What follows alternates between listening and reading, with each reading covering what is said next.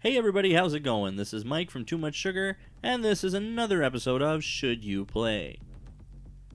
On this episode, we'll be talking about Doom. And without any further ado, let's get straight to it.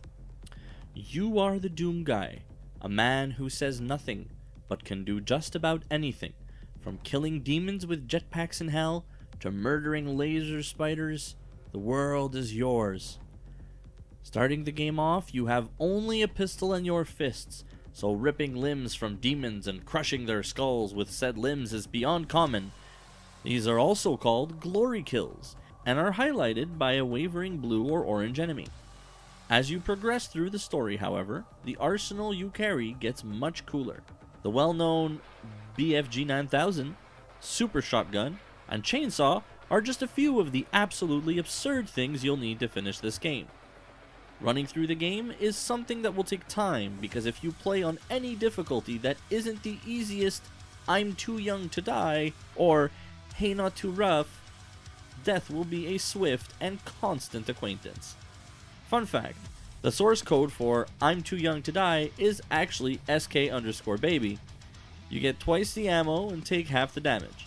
Being able to switch between difficulties mid-level can actually be quite useful, since the 4 monsters created for Doom 2016 are not to be messed with.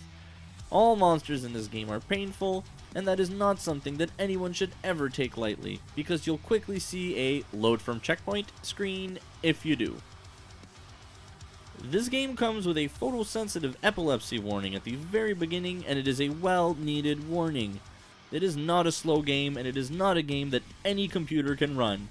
It is obviously gorgeous on higher settings, with reflections and shadows being stunning and useful.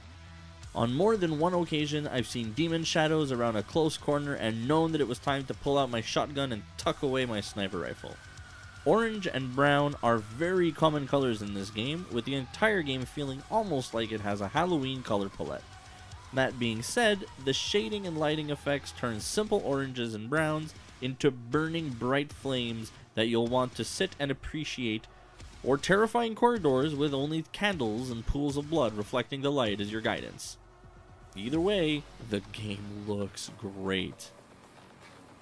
The best feature of the entire game is the seamless transitions into glory kills. When you're low on ammo or health, in most shooter games, you take a step back, AFK in a cozy corner, and go to the bathroom. But in Doom, the concept of AFK doesn't exist. Low on health? Punch a demon in the face. You need more shotgun ammo? Kick a demon in the leg. You're tired of clicking your mouse and want to try something fun and new? Rip a demon's heart out and shove it down its own mouth until it explodes. It's a game that eats, breathes, and sleeps intensity, and it shows. Other awesome features are that you can upgrade weapons with special power-ups and damage modifiers, as well as temporarily become a demon yourself. The Deathmatch multiplayer mode was updated a year ago and is much better than it was at launch, but the crown jewel of multiplayer is Doom's Snap Map, an easily learnt level and game editor. Incredible things can be built if you take 3 hours and learn how to use it. Much easier than any other level editor I've ever used, so that's a plus. The game is straightforward and linear, not in the sense of a standard plot with predictability and boringness, but with its intentions. It's a game that intends to make you work for the credit scene. Nothing comes easy, and everything that you accomplish, you wipe the sweat from your brow and know that you deserve it. In the now eternal words of EA, Doom provides players with a sense of pride and accomplishment. As most people do, I get very invested when I play video games. The constant death is something that, although is very advertised and shouldn't surprise any player playing Doom, still forces you to take a second and actually think about why you failed. You'll probably enjoy this game if you like feeling a sense of pride and accomplishment. The endorphins flood your body like a tsunami, and your fingers are shaking by the end of each level. The game is hard to play without feeling good about yourself, but if you play on a higher difficulty, the consistency of that goodness is much less common. You should probably avoid this game if you get upset often, because Doom will aggravate you if you let it get to you. It is not a game for the faint of heart, or epileptic people, or people who don't like gore. Otherwise, it's pretty fun. Should you play it?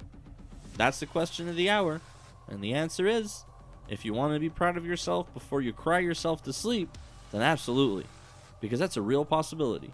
You want to play arcade mode on the easiest settings and mindlessly brute force your way through the game? Then absolutely.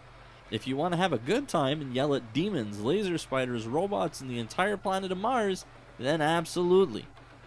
So long story short, yes.